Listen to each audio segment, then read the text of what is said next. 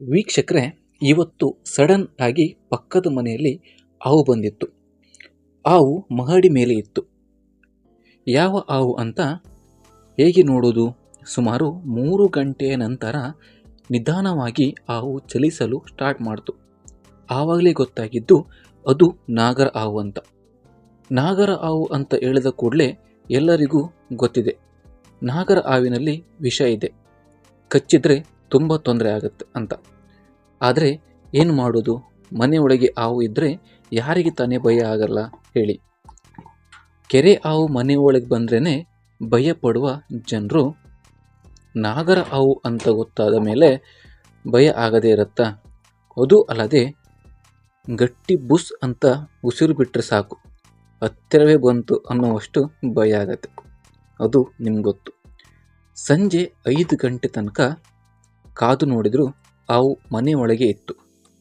ನಮ್ಮಲ್ಲಿ ನಾಗರ ಹಾವನ್ನು ದೇವರ ಸ್ವರೂಪ ಅಂತ ಪೂಜಿಸ್ತೇವೆ, ಅದು ಎಲ್ಲರಿಗೂ ತಿಳಿದಿದೆ. ನಮಗೆ ಹಾವು ಹಿಡಿಲಿಕ್ಕೆ ಬರುತ್ತಾ? ಇಲ್ಲ. ಅದನ್ನು ಹಿಡಿಬೇಕಂದ್ರೆ ಅಷ್ಟೇ ಧೈರ್ಯ ಬೇಕು. ಹಾವು ಹಿಡುವ ಸಾಮಗ್ರಿ ಸಹ ಬೇಕು.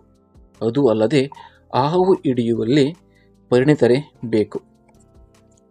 ಎಲ್ಲರಿಗೂ ಹಾವು ಹಿಡಿಲಿಕ್ಕೆ ಆಗಲ್ಲ.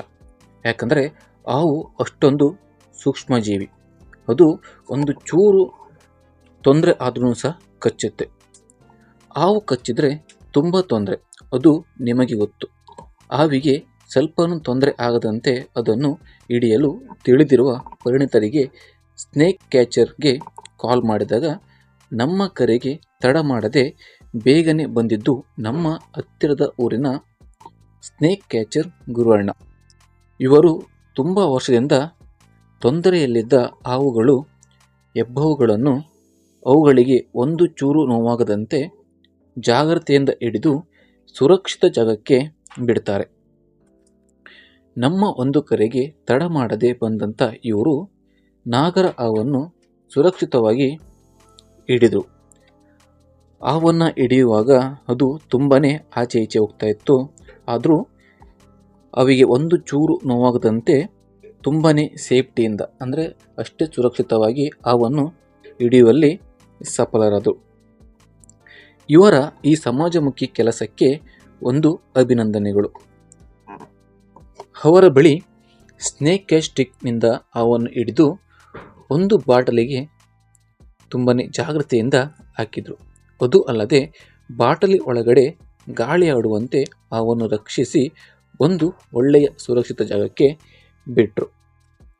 ಇವರು ಹಲವಾರು ವರ್ಷಗಳಿಂದ ಹಾವನ್ನು ಹಿಡಿಯುವಲ್ಲಿ ಇಂತಹ ಕೆಲಸವನ್ನು ಮಾಡ್ತಿದ್ದಾರೆ. ವೀಕ್ಷಕರೇ, ಹಾವು ಹಿಡಿಯೋದು ಒಂದು ವಿದ್ಯೆ ಅಂತಲೇ ಹೇಳ್ಬೋದು.